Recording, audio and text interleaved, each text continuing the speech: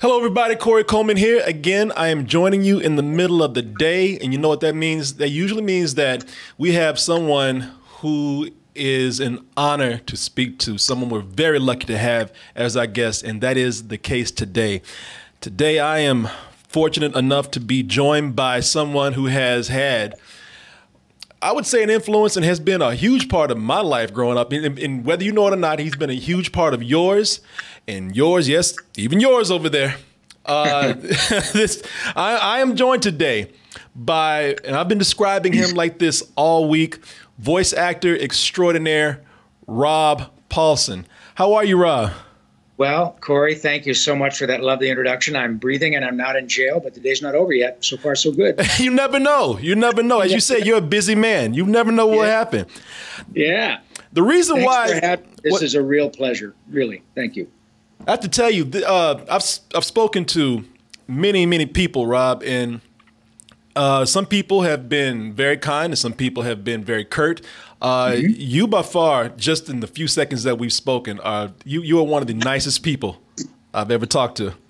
Well, that's very kind of you. Thank you for lowering your standards. Look, I've got nothing about which not to be nice. I don't really quite understand, Corey, why what you described in terms of the difficult aspect of some folks, I don't understand why that's even an issue. When you're lucky enough to do something for American dollars that you used to get in trouble for in high school, and then nice people like you take the time to talk to us and put time aside to let us into your lives, and then give us a nice big welcome and a nice big buildup, and I'm sure you do that for everybody. And then they're difficult. Well, screw them. I mean, that's ridiculous.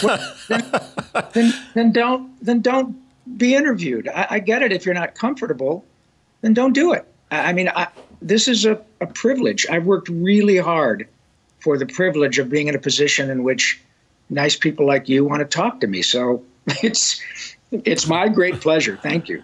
No, you know what? I've often thought the same thing myself, and I do get it. People are busy. People have things to do. Sure. People have different personalities, but I really do. This already just really sets up a very comfortable tone for what I know is going to be an amazing discussion, because people, they've been asking me questions all week about you, because you have been such a part of their childhood, even their lives as they become adults. Yes, well, it's pretty remarkable. A number of these shows. I've been way more fortunate than the average actor. Ninja Turtles alone, if you get a shot at something that becomes what it is, thank you. Wow, look at that.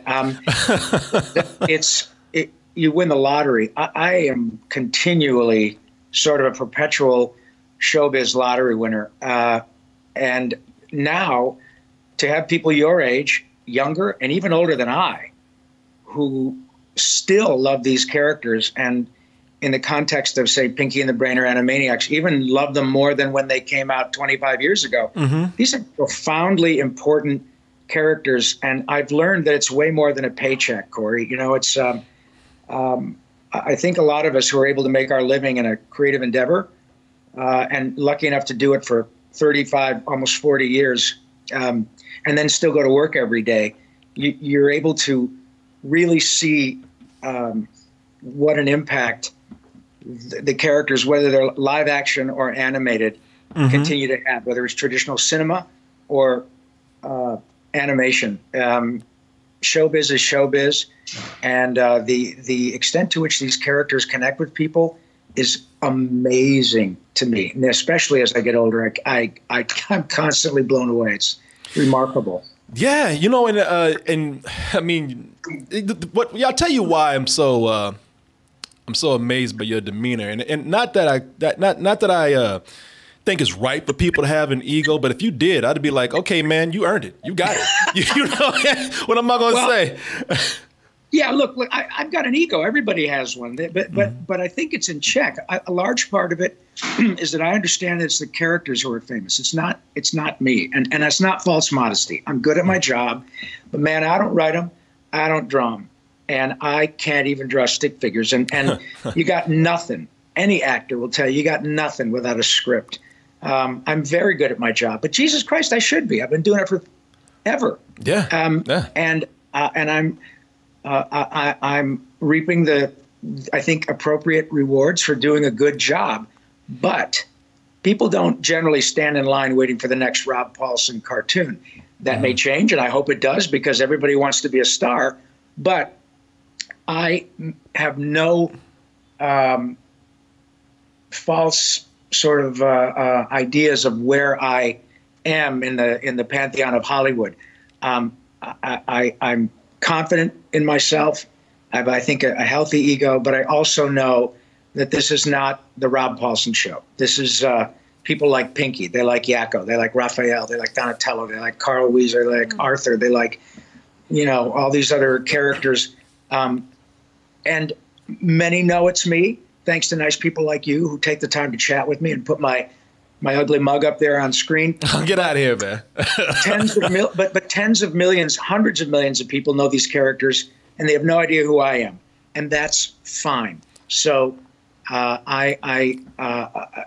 well aware that this is a deeply collaborative effort. Yeah, you know what? Okay, so I would just differ with you on a small level there. Okay. In that you, to your credit, you are one of the hardest people to do research for, man, because it's just too much stuff. You have over 500 credits to you over your career. And, and like you said, a lot of people, they know, they might know you, or they might know the character, which you have done numerous of. And I have to say that you have done, just to put it out there and let people know, we see the cartoon characters here and the animation here, but you have done a mixture of both live action and animation within your career. And a lot of people, just to put that out there, what some of the characters you might know, as we said, it's anywhere from Transformers, Ninja Turtles, Raphael and the Ninja Turtles. But I mean, how can I even list all this stuff off? You'd have to go to his IMDb page, and believe me, you're going to spend a minute just scrolling on his page. One of the characters that I do know that people love you for is Yakko from Animaniacs. And I'm going to ask you to do the voice, but here's Yakko, the character, the voice and the character. United States, Canada, Mexico, Panama, Haiti, Jamaica, Peru, Republic, Dominican, Cuba, Caribbean, Greenland, El Salvador, too, Puerto Rico, Colombia, Venezuela, Honduras, Guyana, and still Guatemala, Bolivia, then Argentina, and Ecuador, Chile, Brazil. I mean, people you've actually educated with your voice right there? Yeah, well, thank you. And again, with all due respect to your kindness, the guy who really deserves the credit, well, there are several. Tom Ruger, who created Animaniacs, and in that circumstance, Randy Rogel, who wrote that song. Again, please understand this isn't false modesty, but you can walk down Hollywood Boulevard and throw a dart and hit a good singer. You can't throw a dart and hit somebody who can write that stuff. Randy Rogel wrote that. He wrote, "It's a great big universe and we're all really puny. We're just tiny little specks about the size of Mickey Rooney." And that's what happens. And now there are people all over the country watching your show now, doing exactly what you did. And that is the magic. All I have to do, it's like a superpower, man. All I have to do is say, "Nerve." And you do that. You just start to go, "Oh, my God, it's Pinky, and he looks like an average white guy." But writing it is a different animal. And Randy Rogel wrote most of the songs people know from Animaniacs, including that one, and continues to write at a very high level. He was just working for Pixar and texted me yesterday on the show he was working on, writing music for the biggest of the big. And so it never stops. We're all grateful.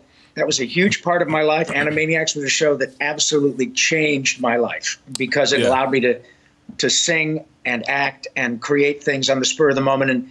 And it was a perfect opportunity a perfect example, rather, of opportunity meeting preparation, which results in luck, quote unquote. It's I'm the one who is the point person. I'm the one who nice people want to talk to, by and large. But that's a perfect example of me being good at my job. But it was only because I had that song to just knock the hell out of. I remember rehearsing it. And when I remember kind of singing it for my wife, and she said, "Oh my God, what is that?" And I said, "Yeah, this is nuts." And when it presents itself, and you've been around for 15, 20 years, and you go, "Oh my God, this is the pitch I've been waiting for," and it's right over the plate, and I'm just going to pound that bad boy right over the center field bleachers, and that's exactly what happened for a lot of us. Yeah. Well, it's funny you talk about how, and yeah, I mean, of course, everybody do. It's a team effort to bring this kind of entertainment to life. Film, especially animation. It is a team effort. So not give the animators their credit or the writers their credit. Of course, they deserve it too. But man, you bring the personality there. And can I just say, and I'm sure people watching this, it just gave me chills to hear you do the voice right there. Isn't that astonishing? And I believe you. And I know it's true because I hear it all the time. And it's happening more and more where people, I've been around a long time, so people start to recognize you and they hear your voice or recognize your name. And I promise you, Corey, it is the very best part of what I do, to be able to meet nice folks like yourself, other people all around the world, and be able to say, "Are you going to finish that croissant?" And this is brilliant, man. I'm loving this. I know. And I can talk like Carl all day. I don't even have to have a script, and people just kind of pee their pants, and it's the coolest thing in the world, man. The chat is screaming right now. They're screaming, Carl! And it's just remarkable. And I know that it's authentic in terms of your response because I've had it myself. I remember years ago working with Mel Blanc once or twice, and one time I got to chat with him a bit. He was pretty old. There he is right there with Mr. Letterman. Yeah. And I remember asking Mr. Blanc what people now ask me. They'll say, "Mr. Paulsen, if it's not too much trouble." And I said, "Mr. Blanc, if it's not too much trouble, would you?" And he knew what I wanted. And he looked at me and he said, "Yeah, what's up, Doc?" And it just flipped me out. So I totally get what you're talking about. And it transcends Mr. Blanc being an elderly person. It transcends me being a less elderly, but nonetheless older person. It's not about the way I look. It's about what happens when you hear, "Hey, God, Brian, what are we going to do tonight?" It just, it kills me. It's the greatest thing in the world. I love it. There's so many people that I've talked to that I've had these feelings for when I've grown up watching them or I've followed them throughout their careers. I've been very fortunate in that situation to do that, and this is another situation here, man. To be here to hear that. You are a person that makes me feel like when I do this, I mean, I'm almost gonna cry. You make me feel like I'm one of the most fortunate people in the world to be able to experience this kind of thing. Thank you. And I'm so grateful that you say that, because I've had the good fortune of experiencing the same type of feeling with folks who I grew up idolizing. And as a result of sort of this, idolizing, and then I get to know people whom I idolize, whether the sports folks, showbiz folk, music folk. And by and large, they're all really nice people. And then every now and then they step a little bit further in my sort of mental Rolodex of nice people, and they become a hero. And I've had that experience in which people who I idolize as a result of their talent or their, on the ice as kind of a hockey fan, or the gridiron, or on screen or records. Then I meet them and they're really special people, and then they become a hero of mine. And the truth is that there are people who have become heroes of mine who are not celebrities. I get to know them, and then I find what they're about and how they live their lives. And Mr. Spielberg is one of those people who's clearly a celebrity, but he's a gentleman who moves through his life with such kindness and grace, and his talent is unquestionable. He's the king of Hollywood. But that takes us back to the beginning of our conversation. When you get a chance to hang out, I don't bowl with him, but I've worked with him many times and continue to. And you see that when there are people who could behave in the way in which you suggested, like, look, you've accomplished a lot, and if you're kind of a bit of a diva, we understand, you've got the room to be that, we can be deferential. But they don't behave that way. They're kind. If you're scheduled to talk with them, you have their attention. It's not them looking at the watch. It's not them, their assistant coming and going, "Mr. Spielberg, you got to go." They take the time, and it's like, you got an hour. For that hour, I am yours. And So when I see people who could behave that way and they are delightful, then I shame on me if I behave in that way. And frankly, you know, my mother would probably come back and slap me across the face with it. You know, this is huge for me now. I'm older than probably a lot of the fans that talk to you, which is why because I look at you and I say, you know what? Because you're talking about your looks, you look damn good, man. I'll tell you that right now, because I was surprised to learn how your career began in, you know, whether it be live action or animation, but you were around when I was a kid and when I was watching some of the cartoons that I grew up with. I was sorry, I'm losing you. Oh, can you hear me now? You okay? Hello? Yep. There we go. Oh, there I am. Okay, yeah. You mean? I'm sorry. Now I got you. Okay, I switched scenes right there. Okay, you're about Snow Job? Yes, I'm talking about Snow Job from people. When I was coming up, things like Transformers and G.I. Joe, a lot of people say they were commercials. A lot of people say that they were just there to sell toys. They did a really good job at it because all of us watched them, and I thought that they were cool. So this is back in 1983 when you did a few voices on G.I. Joe. This is a clip where you played Snow Job. We're down to two choices. Either we plow straight through them, or we let them run over us. Some choice. Joe!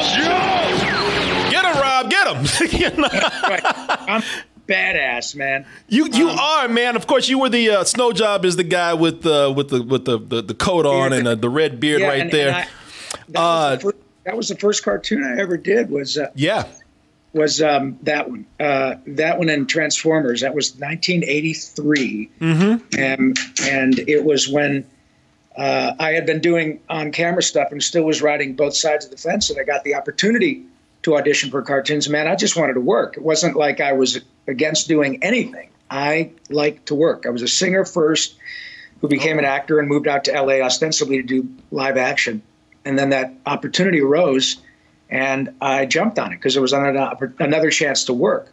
But I started getting more and more work in that realm, and it was great because the first thing I recognized when I walked into those sessions were many actors whom I recognized from doing traditional television growing, you know, when I was growing up, and they were doing animation, and nobody was limited by their look. And when you're a non-celebrity talent, you're just another actor in Hollywood and you're trying to get work, you are immediately pigeonholed by the way you look, because that's how the casting breaks down. We're looking for, you know, a Caucasian guy, 5'10", 165-ish pounds to play the boyfriend of this girl we've already cast. Yeah. That's the way it goes. But when you're not limited by that, that's fantastic. And it was the case 35 years ago. And it's the case now. I'm still unlimited by the way I look. I'm only limited by my skill and by the kindness of people that hire me, man. And it's great. You know, that's one of the things I want to ask you. That same year in 1983, now we're talking about, we're talking mostly about animation, but we also said that, you know, you were working in live action. That same year in 1983, you were in a movie, a Western, a horror Western, I believe, called Eyes of Fire. Right. You know what? Let's look at a fresh-faced Rob Paulsen. There you go. Rob, young Rob right there. So a lot of people see you sometimes in live action. Here's a quick scene from Eyes of Fire right here.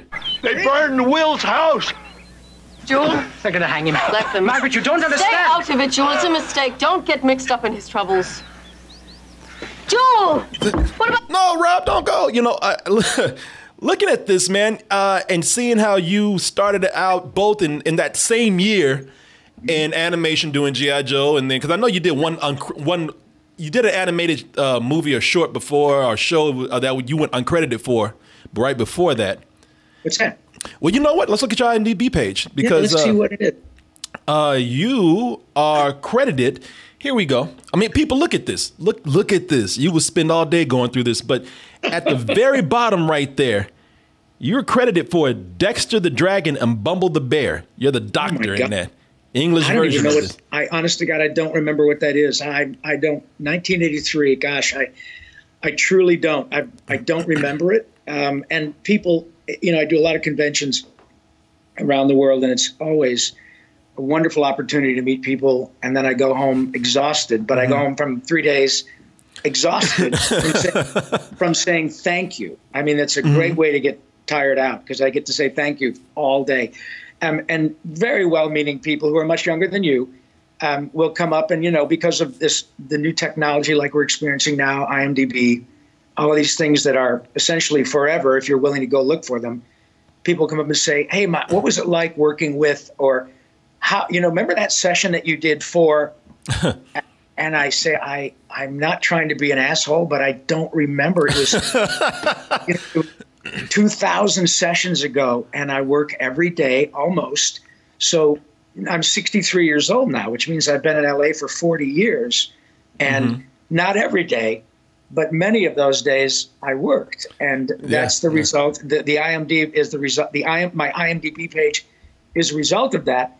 So I often I just cannot remember the things on which I've worked. But you know what? If they make you happy and they make you smile and you get a kick out of it, fair enough. Yeah. I talked to Keith David not too long ago. Oh, yeah. And what an actor he is. Oh, he's amazing. Amazing. And you know what? He did the same. Speaking of a great voice. Yeah, I'm sure. Have you ever worked with Keith David before? I have. I worked with him on Gargoyles. Gargoyles, yeah. I think I did maybe 3 or 4 episodes of Gargoyles. And yeah, man, you can hear that guy read the phone book. It'll blow your mind. Yeah. Incredible. It's funny because there was a movie back in, I think the same year, 1983. I said, do you remember this movie? Nobody remembers 1983. I brought up a movie called Disco Godfather. And he was like, what the hell is that? He was almost mad about it.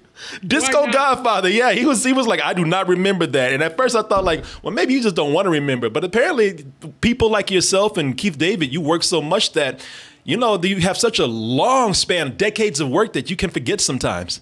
Well, Keith and I are very lucky. We're both journeyman actors. I would say Keith is much more well-known than I am vis-a-vis his on-camera work, because he's done a lot of movies, and he should. He's he's a terrific actor. He's a very handsome fellow, and he has an incredible voice. He's got it all. But we are both, I would say, rank and file working actors, and very happy to be so. I think both of us could probably retire, but it's not like being Brad Pitt or Denzel Washington. We are in that nice sweet spot between being homeless and being a movie star. Where, we are actors who I would suggest have found a way to carve out a very nice living for ourselves. We are driven by the same Jones to work as we were when we were youngsters, and that is not hyperbole. I love to work. It satisfies my soul. It makes people happy. I now have, I would submit a fairly supportive fan base who goes out of their way, like you and your listeners and viewers rather, to hear what I have to say. Man, guys like Keith and I are incredibly fortunate. And moreover, if you know Keith, he's a delightful man, and we know how fortunate we are. So it's a real good, it works out for everybody. It's funny because in the chat, some people are, let me see if I can even scroll over a little bit. I don't know if you can see it, but some people are like, they're saying, Rob is very handsome. Thank you. He looks very good. Clearly, it must be something with Skype. I appreciate that. Listen, anybody out there that thinks I'm handsome, I thank you very much for that. I'm yakko, and yet here I am tongue-tied. I don't know what to say. So thank you very much. People are looking at this and like, damn, this guy was in everything I watched as a kid. Just for this person, were you in a show called Kablam? I don't remember. Kablam, what is that? Okay, maybe not, because they said he was in everything but that. And I was like, well, let's see if he was in that. Maybe he was. I don't know. I could have been. Maybe Kablam is the sound of my career ending. I don't know, but I've never, I don't recall Kablam, but. Yeah, but it could have been. Yeah. Speaking of your live action career, where we just, we were talking about that, and there are people. Now you talk about how people don't know you or your face. You have people online who are they are such fans and such followers of you. They have actually, they're I don't know if you've seen this. There are videos, there are series online where it says, Oh, yeah. "Is that Rob Paulsen?" Where they just find you with, as being like almost like an extra, someone in the background. Here's one where you were in Spaceballs. Yes. Look at that. Oh my God. How about you? That's that's Not me. a thing, sir. That's you? Yeah. Well, that's my voice. Now, that was a movie on which I did what's called looping, which means that post-production voices were added to the movie to enhance certain scenes. One of which was that combing the desert scene. And what's remarkable about that, first of all, it's Mel Brooks. It's an iconic comedy. But what was cool for me is it was a great group of actors I got to work with, including Phil Hartman. Phil Hartman and I worked on that show together. And we had become really good buddies before Phil became Phil. And I have a great story in my book. I have a book called Voice Lessons. It just came out a couple months ago. And it's a great story about, there it is. Thank you, buddy. Yeah. About working with Phil. And I think it was Nancy Cartwright, who's Bart Simpson, and Tress MacNeille. And I think it was John Paragon, who's Jambi the Genie from Pee-wee. Bunch of us groundling folk worked on that project. And so you get to work with Mel Brooks and Phil Hartman and have great stories. And then years later, people say, "Oh, my God, Rob Paulsen, is that you?" And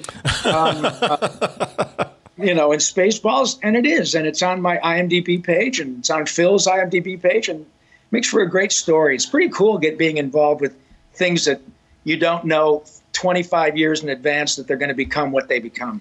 Yeah, because and the way people find you, like who would have known that people would be like looking just for your voice in a movie like this? Also, is this you standing behind? That's not you. That's not you, is it? No. In fact, I was not in any on-camera stuff in Spaceballs. It was just my voice. I think I worked on the show for 2 days doing post-production. But again, the best part of that whole experience was getting to work with Mr. Brooks and with this group of actors who became who they are.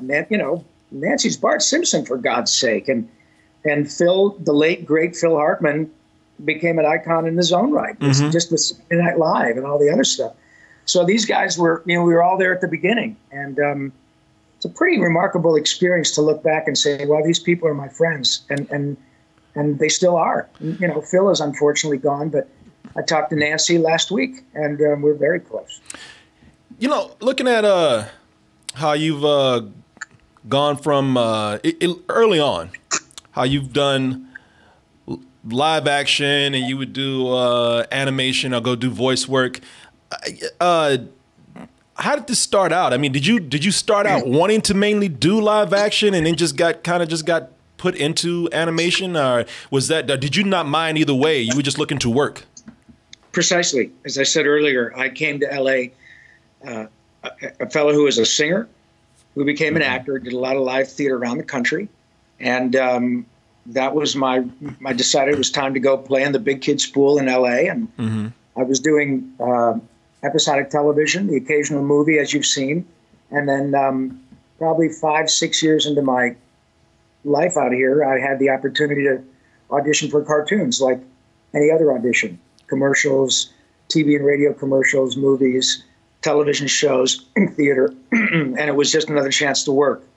But what happens, I think, and as I said earlier, that adage about luck meeting preparation, is the idea is whatever you choose for your livelihood is that often people, whether it's a degree they receive in college or creating their own business or being an e-retailer, you have to put yourself in a space to get lucky. Being born in Detroit and being, as they say, pure Michigan, and proud of my roots in Detroit and Flint, Michigan, I'd pretty much done what I could do back there. And it wasn't like it was this mystical thing. Hollywood was mystical because it's Hollywood. But you get to a point where you say, well, if I'm as good as I think I am, ain't nobody going to find me back here. Yeah. And it's no slam on living in Ohio or Michigan or Oregon or Florida or Maine or Canada or anywhere. It's like, okay, well, for people who got, if I want to make this my career, but I have to be in a place where people can see me. And that's how you put yourself in a spot to get lucky. Luck, as I've learned, really is, in my case, a confluence of opportunity that you create from being in a place where there is opportunity, and then busting your ass to put yourself in a place where that opportunity presents itself, and you're ready with your chops. Does it mean you're going to nail it and that you're going to work on a show that becomes Animaniacs or Pinky and the Brain or Saturday Night Live or whatever? No, there are many people. My dear friend Tress MacNeille auditioned for Saturday Night Live twice and didn't get the job. But she is the most profoundly prodigious voice actress in the history of Hollywood. You look up Tress MacNeille's IMDb page, who you guys know as the crazy cat lady from The Simpsons, or Mom on Futurama, Dot Warner, or Babs Bunny, or over and over and over. You look her IMDb up. She never, hammered Saturday Night Live, but she hammered every other cartoon. Yeah.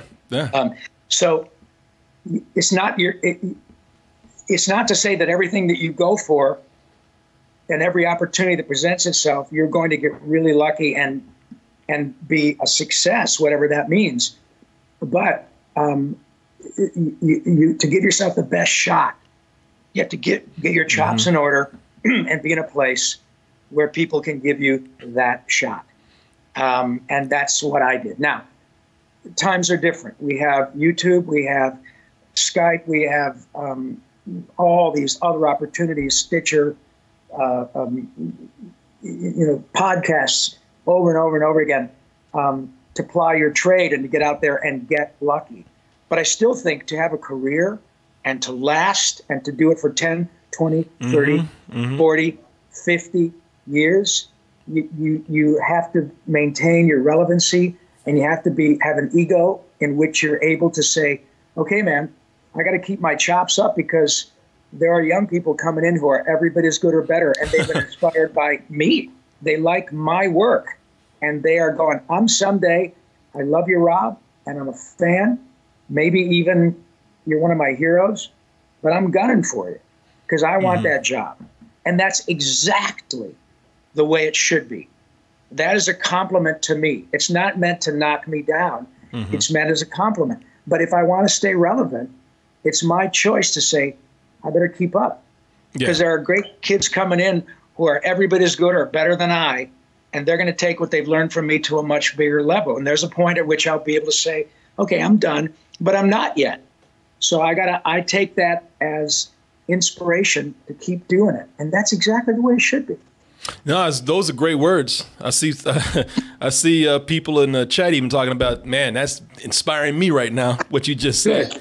We've been talking about a lot of the, with the live action stuff, maybe that was more mature, but, we've been talking about a lot of the animation stuff that you've done, which is skewed more for family entertainment.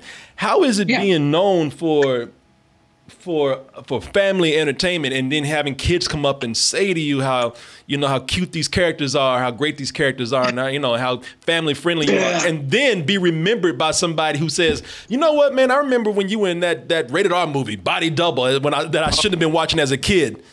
Yeah. No, in fact, Come shot. Come shot. I thought we were doing body talk here, not last tank. That was great. Yeah, you're the camera guy and Body Double right there. How is it flip-flopping from like talking to kids about all these nice characters, and then having to talk about some of the having to talk to an adult about some of the more mature stuff that you've done? Well, that's another example of an opportunity to work. I was 27, 28 years old in that shot, in that movie. And I remember going to audition for, it was directed by Brian De Palma? Brian De Palma. It's a big deal. Brian De Palma directed Scarface. He directed, the one with Angie Dickinson.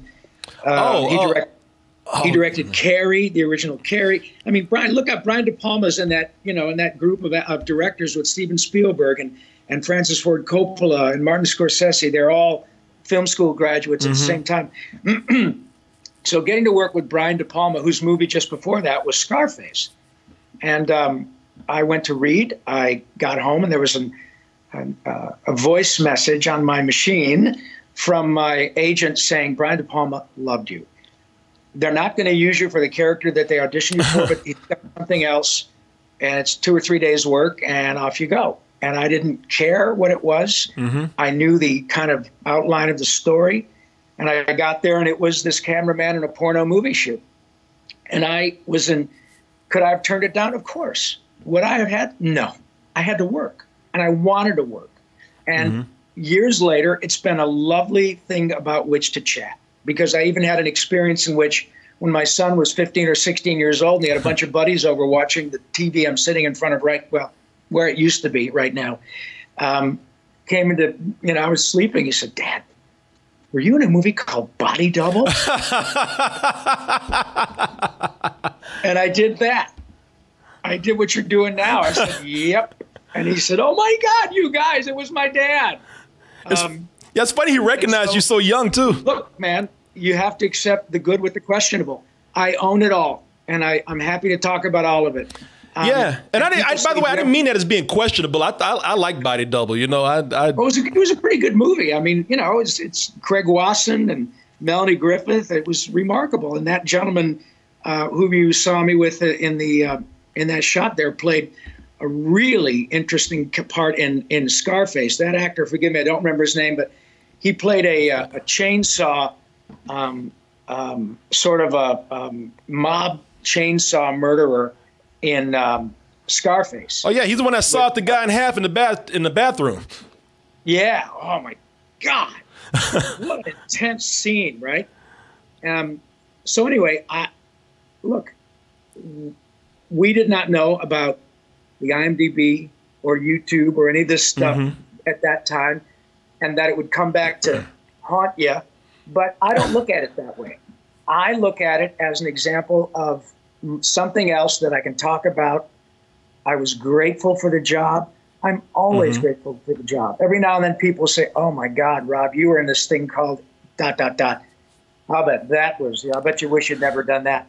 Dude, if I took a paycheck and I cashed it, I got nothing to bitch about. Yeah. Universal Studios gave me money. They fed me. Brian De Palma let me in his movie.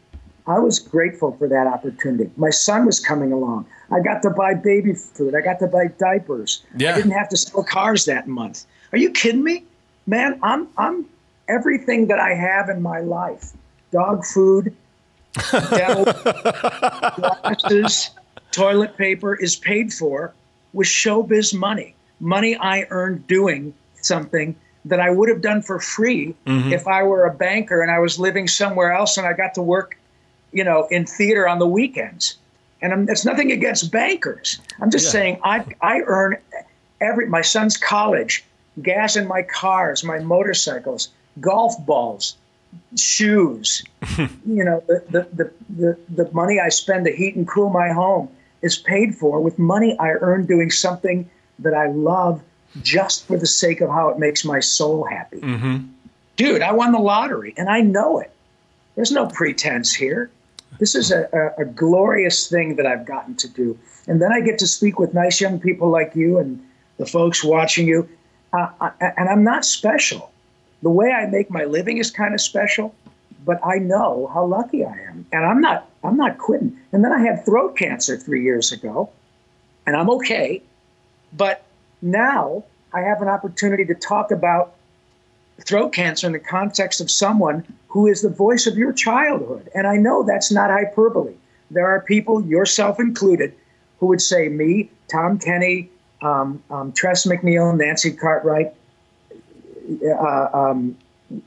Maurice LaMarche, Frank Welker, Peter Cullen, Hank Azaria, Harry, we're all the voices of Danny Castellaneta. We're the voices of your childhood. Seth MacFarlane. And we really are. But now I can talk about throat cancer with authority, with empathy, and I'm still working every day. So now I have an opportunity because of what could have been construed as like, holy shit, Rob Paulsen got throat cancer. So what, man? You guys know people that have cancer. Why not me? And I'm not a hero, but now I can talk about my cancer and say, and I'm back doing all these fantastic shows, even after stage 3 throat cancer, even after lots of radiation, even after chemotherapy and all of that stuff. So now I don't know when, as a result of your kindness, there might be somebody watching this who's going to be inspired to get through their own shit. Mm-hmm. And everybody has it. Everybody gets dinged. Everybody doesn't get out of here without a couple of scratches. So it's my turn to tell that story, and you are giving me the opportunity. So it works out really well for everybody, you know? No, I appreciate that. And I appreciate you, not only your humbleness, but just being aware. You know, a lot of people, they take that for granted, and clearly you don't. And I think it's great for people to see that. And thank you very much for telling me that, because I don't. And again, look, nobody's perfect, myself included. The difference is, I think that I had a set of parents and a wonderful spouse and a wonderful son and fantastic people with whom I work, who all get it. Maurice LaMarche is like this. Frank Welker is like this. Two things happened, and let me make sure that I have this. Two things happened real quick. One, I noticed that the computer froze. I don't know what happened. I'm looking at this right now to see where we ended. Hold on. Has it. Everybody gets dinged. Everybody doesn't get out of here without a couple of scratches. So we did. We got most of that. We got most of that interview right there. Listen, what happened was the computer, it froze, and also Rob had to go to work. He's going to go do some voice work. If you were watching the interview, I apologize for what happened. In fact, let me bring up the chat here so I can see what you guys are talking about. But yeah, we are back. But unfortunately, Rob is not back. But Rob said he will be back. This guy is so kind, man. This guy is so nice. Rob Paulsen. Let me go ahead and pull up where he is right now. This is the interview that we were doing. You don't want to see my face. There he is right there. If you were listening to the interview, this is voice acting legend Rob Paulsen, who has done so many voices, and I'm sure is a part of all of your childhoods out there. There he is doing with all the voices that he's done. But let me tell you what happened here. Rob said that he would be back. He has to go to work. The computer stopped, but he had such a great time talking that he said that he will be back. He will return to do another interview. He'll finish this off. And I think, man, that is very cool of him to do that. That is amazing that he would even offer to do that. So what we're going to do is, let me see here. Hold on, let me bring up my dashboard. Hold on for a second, you guys. And let me go ahead and bring up the chat here so I can see you guys talking. But yeah, he said he had a great time, and we're going to reschedule. We're going to reschedule for next week, maybe next week sometime. So I'm sorry if I didn't get to your questions. I'm sorry if I wasn't able to, finish the interview and it cut off in some weird space. My apologies on that. But he said that he will be back. He said that we'll do a part 2. We'll have another long discussion, and he really enjoyed not only talking to myself, but he really appreciated all the love that you guys were giving him. That's very kind of you. Very kind of you guys.